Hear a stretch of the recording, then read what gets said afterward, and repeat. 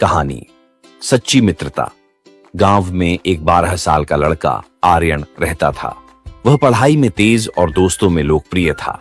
उसकी एक विशेष दोस्ती थी सिया से, जो उसके पड़ोस में रहती थी।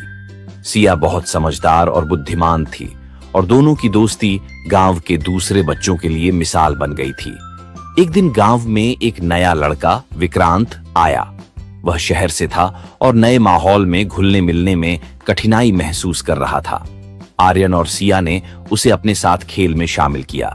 शुरुआत में विक्रांत संकोच में था, लेकिन धीरे धीरे उसने आर्यन और सिया की दोस्ती का असर देखा और वह भी उनमें शामिल हो गया। आर्यन और सिया ने विक्रांत को अपने खेलों में शामिल किया। तीनों ने मिलकर खेलना शुरू किया और विक्रांत की मुस्कान वापस लौटने लगी। तीनों का समय हंसी मजाक में बीतने लगा। विक्रांत ने आर्यन और सिया को अपने शहरी जीवन के बारे में बताया, जिससे उनकी दोस्ती और मजबूत हुई। एक दिन गांव में एक बड़ा खेल प्रतियोगिता आयोजित हुआ।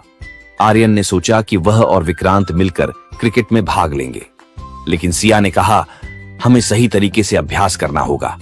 उन्होंने कई दिन तक अभ्यास किया। प्रतियोगिता के दिन आर्यन और विक्रांत ने पूरी मेहनत की, लेकिन मैच हार गए। आर्यन निराश हुआ, लेकिन सिया ने उसे समझाया, जीत और हार दोनों जीवन का हिस्सा हैं। महत्वपूर्ण है कि हमने साथ में खेला और कोशिश की।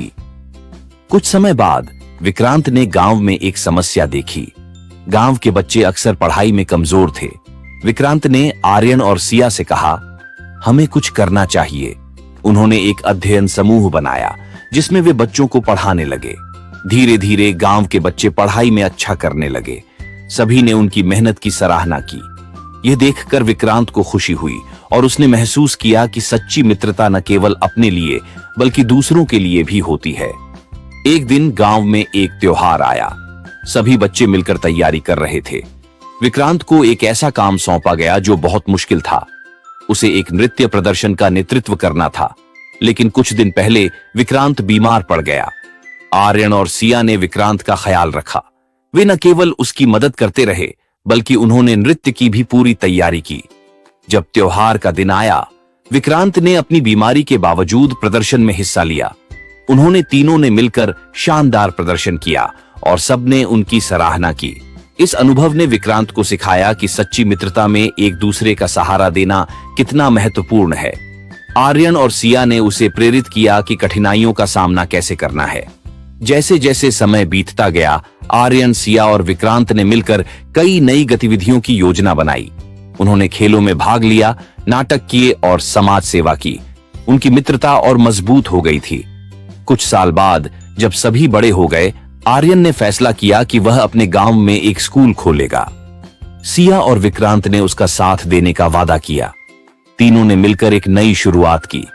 वे समझ गए थे कि सच्ची मित्रता केवल साथ रहने में नहीं, बल्कि एक दूसरे का सहारा बनने में है। उन्होंने गांव के बच्चों के भविष्य के लिए एक मिसाल स्थापित की।